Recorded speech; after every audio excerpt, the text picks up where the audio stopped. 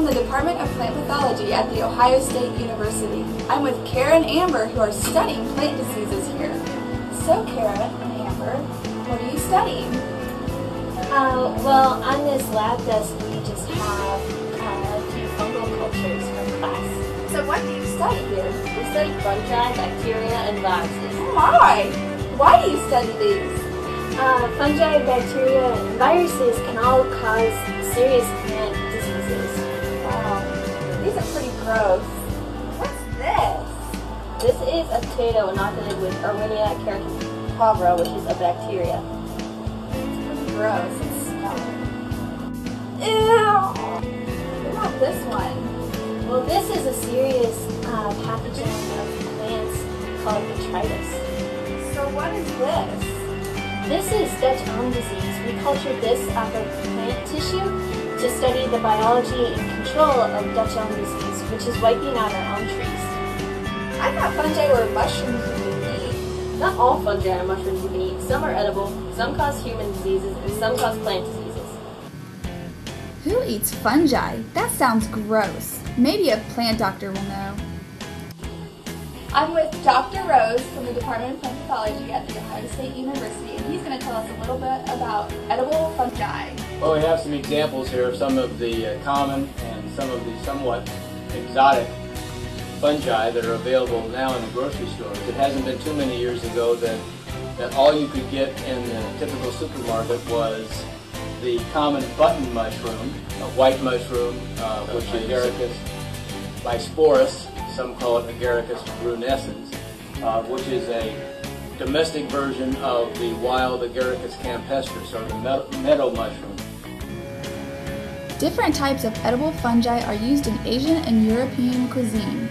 These might include enoki, king oyster, and beach mushrooms. Just a word of caution, you should always know what it is that you have. 2 species before you think about eating them. Many mushrooms that you find in the wild are poisonous, and some of them are actually deadly poisonous. So be very careful.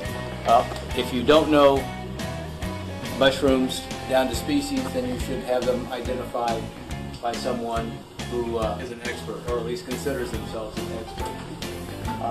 Even then, you might want to think twice.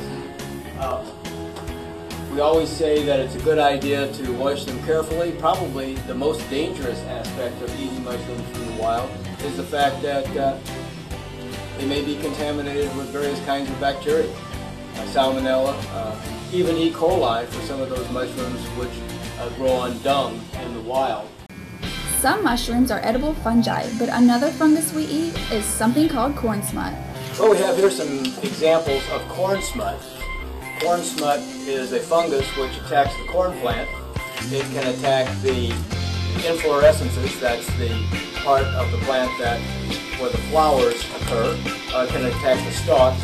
Usually it's found on the ears, which is the female part of the plant, and that's the grain. We're all familiar with these. And for the dirty part, masses of spores are dark. They're somewhat oily, and they look like this, and the word smut actually comes from German schmutzig, which means dirty or filthy. And you can see that if you went through too much corn smut, that you would in fact become filthy.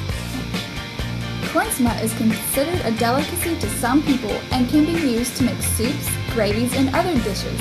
But try at your own risk. We study plant diseases that are gross, and some that are not so gross, and even some that we eat. Just look in your refrigerator.